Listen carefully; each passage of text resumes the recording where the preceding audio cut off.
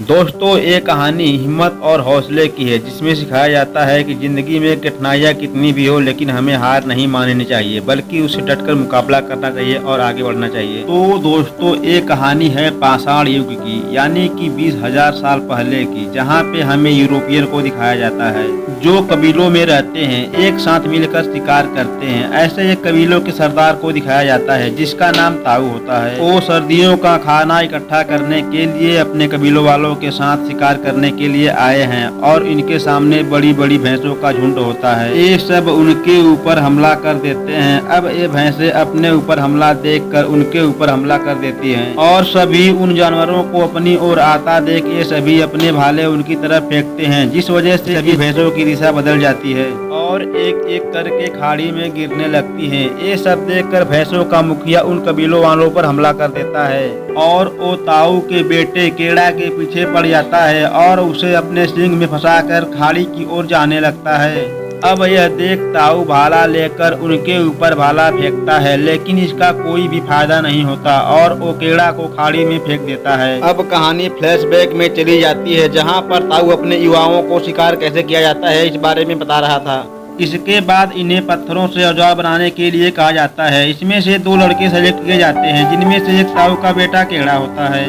अब उनकी सहनशील शक्ति का इम्तिहान होता है, जिसमें उन्हें खूब पीटा जाता है और जिसके बाद वो दोनों पास हो जाते हैं और ताऊ को अपने बेटे पर काफी नाज होता है। अब ये अगले दिन अपने माँ से मिलकर शिकार पर चले जाते हैं और थोड़ी देर आगे जाने के बाद उन्हें एक और कबीले की टोली मिलती है, जो कि ताऊ के दोस्त की होती है और वो सभी शिकार पर एक साथ चले जाते हैं, जहाँ पर वो सफर के दौरान एक जंगली सुअर का शिकार करते हैं और ताऊ अपने बेटे की हिम्मत को परखने के लिए उससे उस सुअर को मारने के लिए कहता है, लेकिन केड़ा उसकी आंखों में देखकर उसे मार नहीं पाता है, जिस वजह से ताऊ अपने बेटे पर भड़क जाता है और उससे कहता है कि बेटा आखिर में वही जिंदा रहता है जो ताकतवर रहता है। और इतना कहकर वो उस सुअर को मार देता है और रात में ये सब अपना खाना खा रहे होते हैं, तभी एक शेर उनमें से एक लड़के को उठाकर लेकर चला जाता है और उसे मार देता है, जिस वजह से केड़ा और बाकी के सब लोग घबरा जाते हैं। और फिर अगली सुबह वो लड़के को श्रद्धांजलि देकर वो वहाँ से निकल जाते हैं और वो सभी वहीं पर पहुँच जाते हैं जहाँ पर मूवी के स्टार्ट में केड़ा को गिरता हुआ दिखाया जाता है,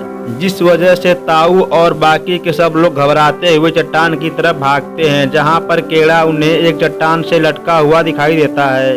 ताऊ अपने बेटे से हिम्मत न हारने के लिए कहता है, लेकिन तभी वो चट्टान टूटने लगती है। इस वजह से केड़ा चट्टान के आधे रास्ते पर गिरकर रुक जाता है। अब ये देख ताऊ अपने बेटे को बचाने के लिए नीचे जाने की कोशिश करता है, लेकिन बाकी के लोग उसे नीचे जाने नहीं देते क्योंकि वो चट्टान एकदम सीधी थी। तभी उनका एक आदमी उनसे कहता है कि तुम हमारे मुखिया हो और हमें घर पर सुरक्षित ले जाने की तुम्हारी जिम्मेदारी है। और फिर ताऊ अपने जिम्मेदारी और हालात से बेबस होकर अपने बेटे को उम्मीद में आवाज लगाने लगता है कि केड़ा भी उसे आवाज लगाएगा, लेकिन नीचे से केड़ा का उनको कोई भी रिस्पॉन्स नहीं मिलता और फिर अगली सुबह वो केड़ा को मरा हुआ समझकर उसे श्रद्धांजलि देकर वहाँ से चले जाते हैं।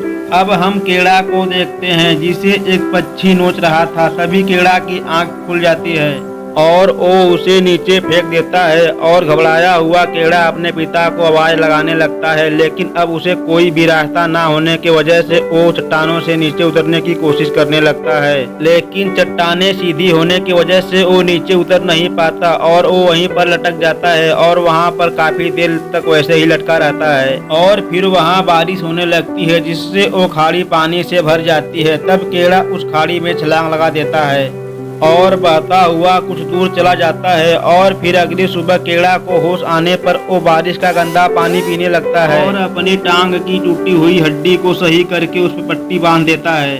और फिर केड़ा लंगड़ाता हुआ उस पहाड़ की चोटी पर पहुंच जाता है, जहां पर वो अपनी स्मारक देखता है और वो काफी गुस्सा होता है और उस पत्थरों को खाड़ी में फेंक देता है और जोर से चिल्लाने लगता है। तभी उसकी आवाज वहाँ की भेड़ियां सुन लेती है और उसके ऊपर हमला करने के लिए बढ़ने लगते हैं, तो केड़ा उन भेड़ियों से बचने के लिए उन पेड़ पर अपनी एक रात गुजार देता है। और अगली सुबह जब केड़ा पानी भरने जाता है तो वो भेड़ियां फिर से उसके ऊपर हमला कर देती हैं। तो केड़ा भागते हुए फिर से उसी पेड़ पर चढ़ने लगता है। तभी एक भेड़िया उसकी टांग को पकड़ लेता है। तो केड़ा खुद को बचाने के लिए अपने पास के एक हथियार से उसके ऊपर वार करता है, जिस वजह से वो भेड़िया घायल हो जाता है और केड़ा पेड़ पर चढ़ जाता है और वो भेड़िया केड़ा के नीचे आने का इंतजार करने लगते हैं। लेकिन अगली सुबह वो अपने घायल साथी को वहां से छोड़कर चले जाते हैं।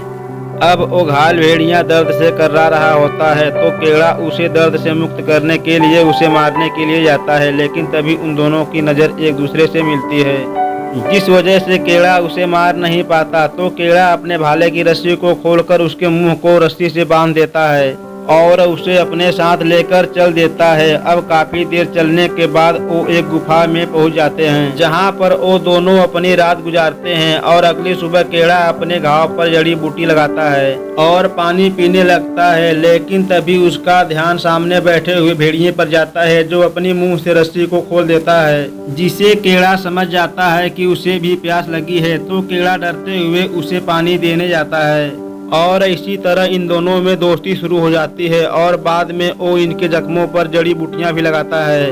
अब केड़ा को भूख लगने पर वो एक खरगोश का शिकार करता है और उसे खाने लगता है।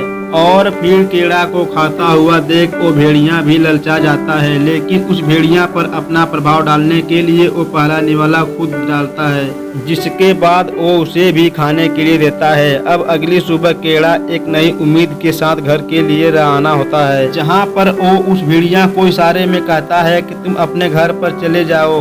लेकिन जब केड़ा वहाँ से जाने लगता है तो वो भेड़िया भी उसका पीछा करने लगता है। तब केड़ा उससे अपने पीछे आने से मना करता है, लेकिन वो उसका पीछा नहीं छोड़ता और उसको फॉलो करता है और वो एक लकड़ी को लेकर उसके साथ खेलने लगता है।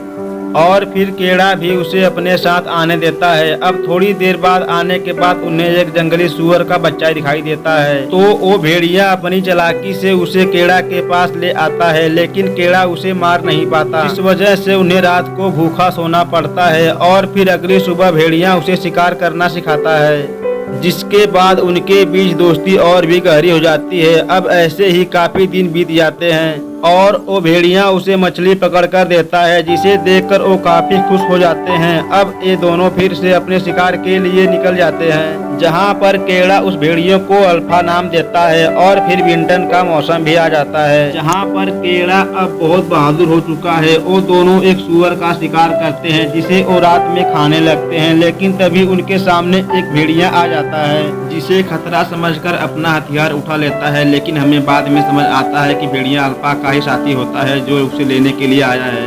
अल्फा केड़ा की तरफ ऐसा देखता है जैसे वो जाने की परमिशन मांग रहा हो।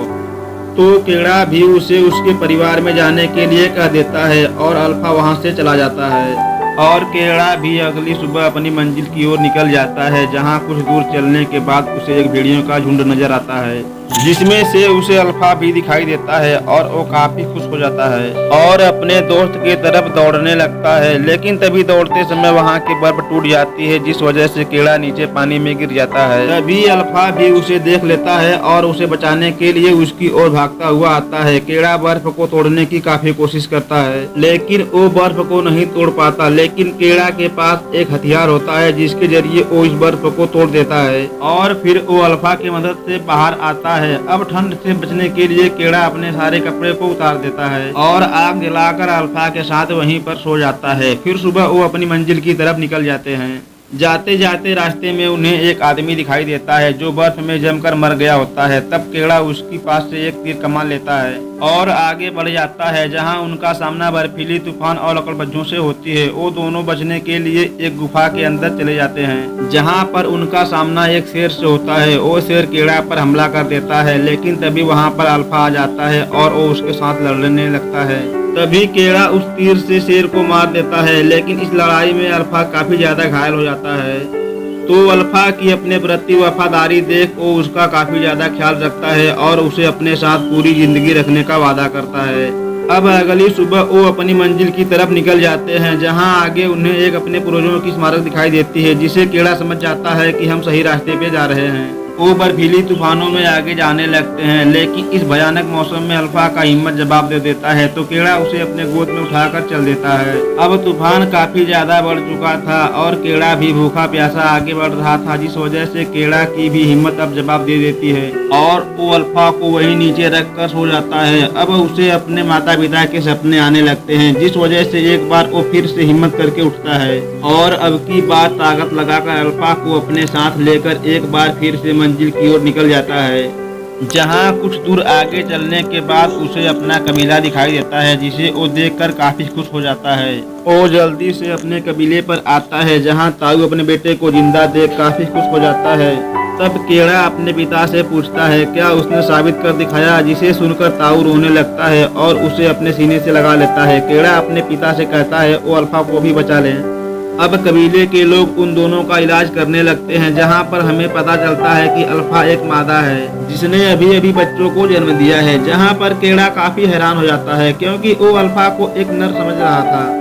अब यहाँ पर केड़ा की नजरों में अल्फा का इज्जत और भी बढ़ जाता है, जिसके कुछ दिनों बाद वो दोनों साथ में बैठे हुए होते हैं, जहां पर अल्फा के बच्चे भी खेल रहे होते हैं। ये एक नए दौर की शुरुआत होती है, जहां पर इंसानों ने जानवरों के साथ दोस्ती करना शुरू कर दी है और अंत में हमें दिखाया जाता है कि इंसान और भेड़िया दोनों मिलकर शिकार करने जा रहे हैं और इसी के साथ ये मूवी खत्म हो जाती है। दोस्तों, इस कहानी में हमें सीख मिलती है कि आपके सामने कोई भी मुसीबत आए, आप बिना डरे उसका सामना करें, क्योंकि माना जाता है कि डर के आगे जीत है। केड़ा भी अगर डर कर रुक गया होता तो आज वो अपने परिवार में सही सलामत नहीं पहुंचता। तो दोस्तों, हमारी वीडियो आपको कैसी लगी? अगर अच्छी लगी हो तो हमारे चैनल को सब्सक्राइब कर देना, वीडियो को लाइक कर देना। मिलते हैं अगली वीडियो में, तब तक के लिए नमस्कार। आपका